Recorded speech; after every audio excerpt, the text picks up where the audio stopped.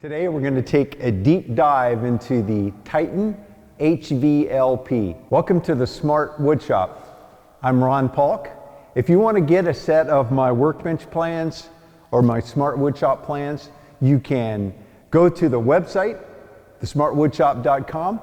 Also, if you do like these videos and you want to see me make more, be sure to subscribe and ring the bell so you know when I drop a new video. Most important, remember to share the channel with others. This is part 2.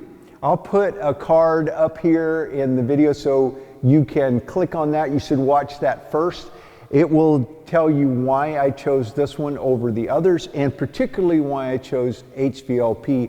This HVLP is the Titan Capspray 115. Titan provided everything that you see here. So in part 1, we talked about the options that I had and why I went with this. Now we're going to talk specifically about the Titan Capspray Maxim Elite gun. In fact, I've got 2 of them. Now these are standard you'd find with any HVLP where it comes with a 1-quart cup. So you load the material right into the gun. When you tip a gun, the material, obviously if I tip it down, the material is loaded toward the front of the cup. If I tip it up, it's to the back. So they have a lever on the cup that you can go back and forth with. You're just rotating it to be in the direction of your material, whether you're pointing it down, you would have it in this direction, and if you're pointing it up, you'd have it in this direction. You can change the pattern from horizontal just by rotating the spray pattern here to horizontal, or vertical, or you can go diagonal, which will give you a round pattern. In addition to being able to change the pattern, you can change the size of the pattern of all 3 patterns that you have. You can actually change the size by rotating the air cap ring. Now they have a lineup, a couple of arrows that you line up, which they recommend that being your starting point. But you can make the pattern bigger by rotating it. Facing it, it would be clockwise. And then if you want to make the pattern smaller, you can rotate it counterclockwise. And when you go smaller, of course, you go closer to what you're painting. In addition to the pattern and the size of the pattern, you also have the ability to adjust the flow of the material. There's a positive clicking, so you can adjust how much material will flow when you squeeze the trigger.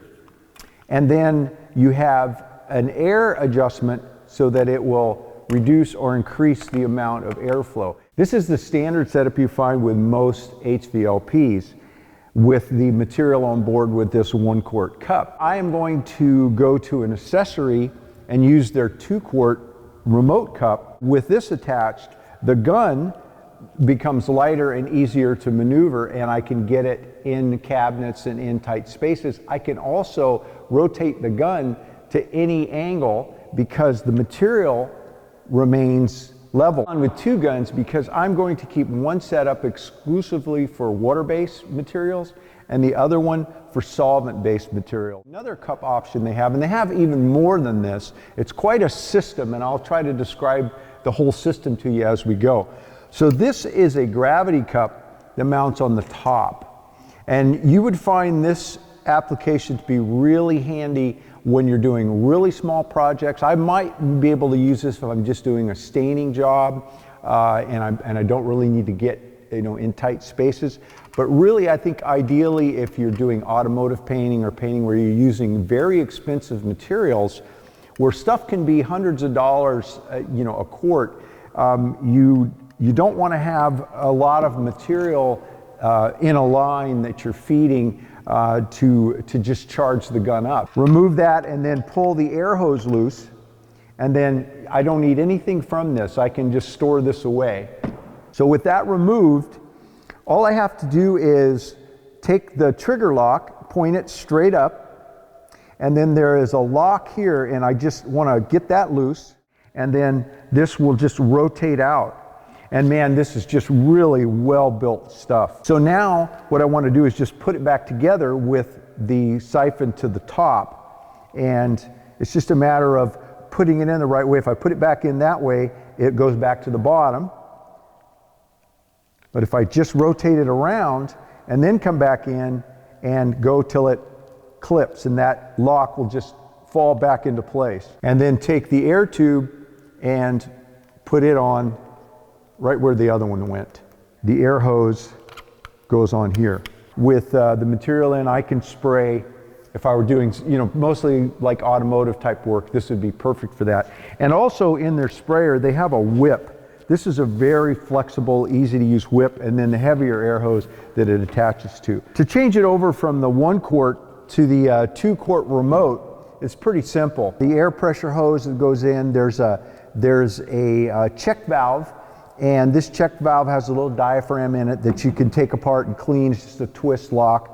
One of the things I've discovered in playing with this is that there's a whole lot you can do without tools, and every piece is really nicely made and goes together well. The whip will go on here for the air, and then the fluid hose will go on there, so they'll come out together in the same direction toward the gun. Provided is this fluid hose, and the air whip, I'll remove it from the feeder hose. Air pressure hose, this is pressurizes the pot. When it's connected to the gun, it's here, and so it would go right there. I no longer need that because that's being done here, so they provide a cap, and you just slip that cap on there to cover that up. They provide a couple of Velcro straps.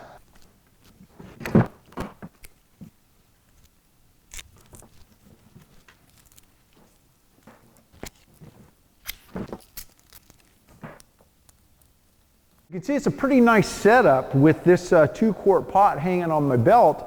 It frees up my hands for making adjustments and getting in and moving around. I can really get in and spray some cabinets and some furniture with this, a lot of trim work, get a lot done, and have enough material that I'm not constantly filling it, or a cup that's making it really big and heavy. This is really lightweight and easy to hold and maneuver. Showing you 3 different ways Titan provides to feed material to your gun depending on your application.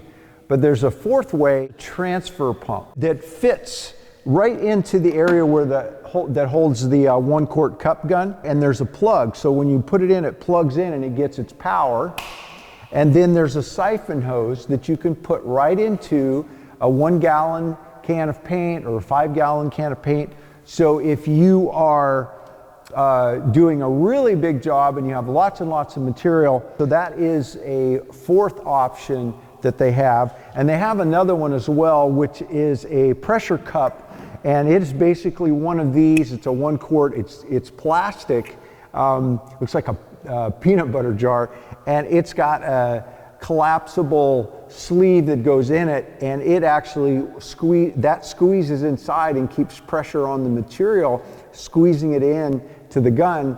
And so you're able to actually have a cup like this and turn it over. Titan has designed a system here that works for many different needs.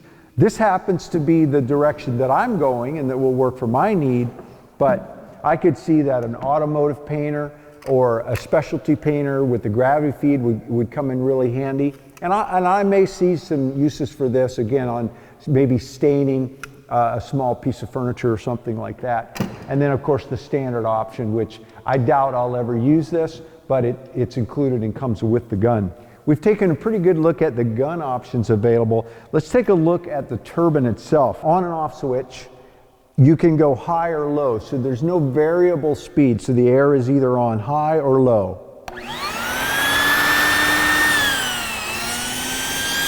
There is a filter check light, so when it's not getting the proper airflow, when the filter's starting to clog, it'll let you know.